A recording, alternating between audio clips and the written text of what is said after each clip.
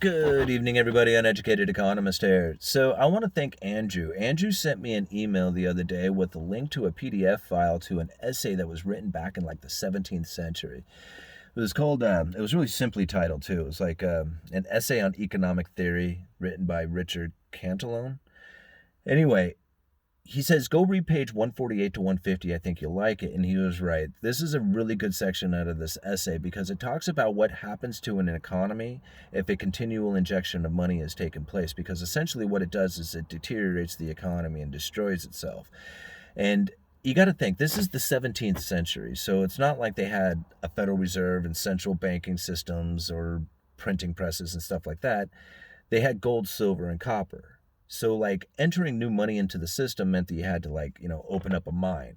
And that's kind of the way he describes it. So if you can imagine an economy that has like this new mine that opens up that's producing like silver and gold to enter into the system.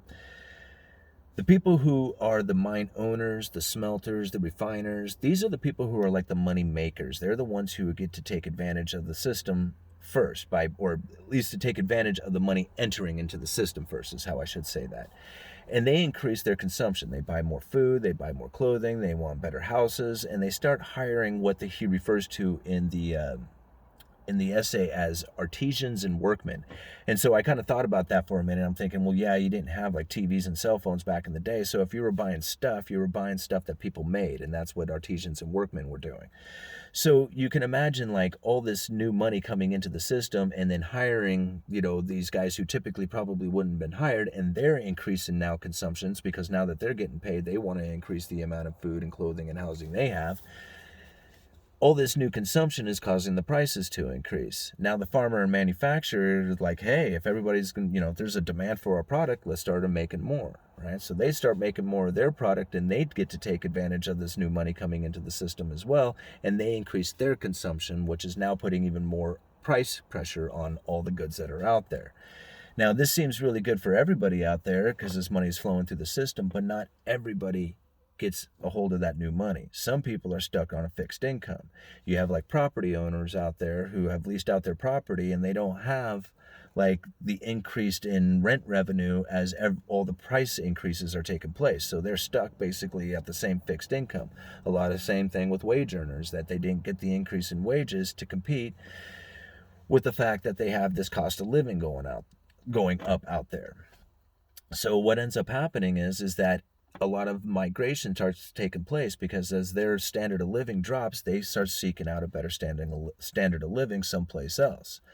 On top of that, as the leases become, expired, the property owners increase the rent so that they can elevate their life back up to the standard of living that they once enjoyed, because of all the price increasing that has taken place out there.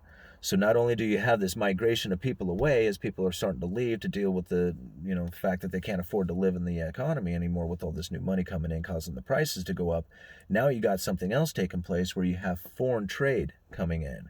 As these foreign goods come in to deal with the increased price on the new manufacturing taking place in the economy, you have foreigners that are increasing ever amounts of that, which is sending the money overseas or off to a foreign land, which begins to slow down the circulation of money within the system. And since circulation of money and the increasing of circulation of money is kind of like increasing the money supply within itself, slowing the circulation of money supply, or slowing the circulation of money, like the velocity of money, is sort of like shrinking the money supply within itself as well.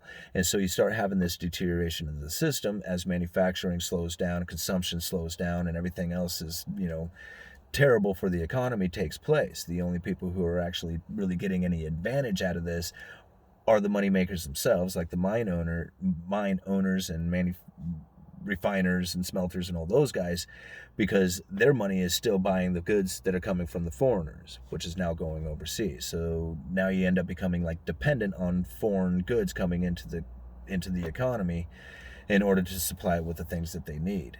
And everybody's in miserable shape after that. So that's kind of the way he describes it in there. I broke it down very, very quickly. So, if you go and read, like I said, I'll leave a link down in the description for you guys. But if you go and read it, page 148 to 150, that basically kind of breaks it down to kind of what happens. Now, I think about that for a little bit and what's kind of taken place here in our economy in the United States. because we have a huge trade deficit taking place. See, we once used to have, like, we were the greatest exporter of goods. And so if you can imagine, when you're exporting all your product, that's money coming into you, into your economy. That is cool. No problem with that. You can even have the money within your own economy, from like the mine within itself. But the moment that you have foreign goods coming in and that money starts leaving and you can't compete with that, and that problem grows exponentially, that deteriorates the system. Now, I think about that and all the trade wars that we have had, and you wonder why, like, some of the things that are taking place as far as the supply chain disruptions.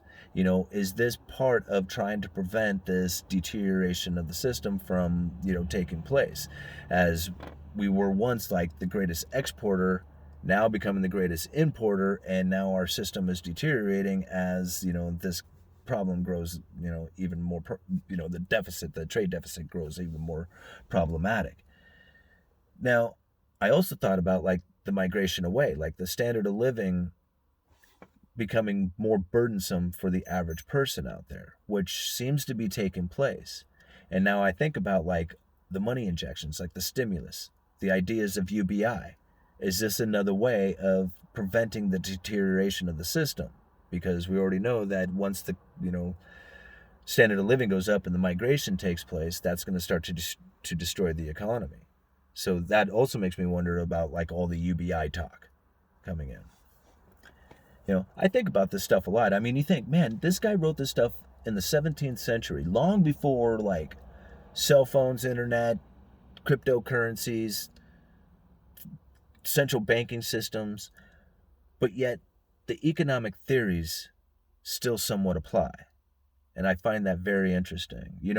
A lot of you know that I have like a reading disability, and I don't mean to get too deep into this. I'm just thinking this essay might be a good way to kind of break things open a little bit.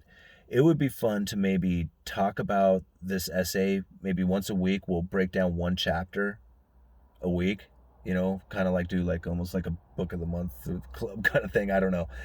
But it was interesting. Like, I read a little bit more about some of the other, read a few other pages in this, and I think this is probably one of the better ideas that I've had for this channel in a while.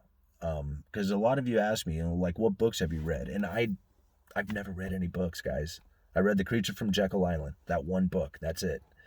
And it took me a long time to get through that book, and I don't think I read it in like straight through. Like, I read all kinds of pages out of it. I would go back and look and read and kind of refer back to a lot of things inside of it. In fact, I saw it the other day. I picked it up and I was like, man, I should find somebody to give that thing to. Okay. Anyway, I babbled on long enough. Go check out that PDF file down in the description. And let's talk about new money entering the system and destroying the economy. All right. Uneducated Economist, you guys let me know.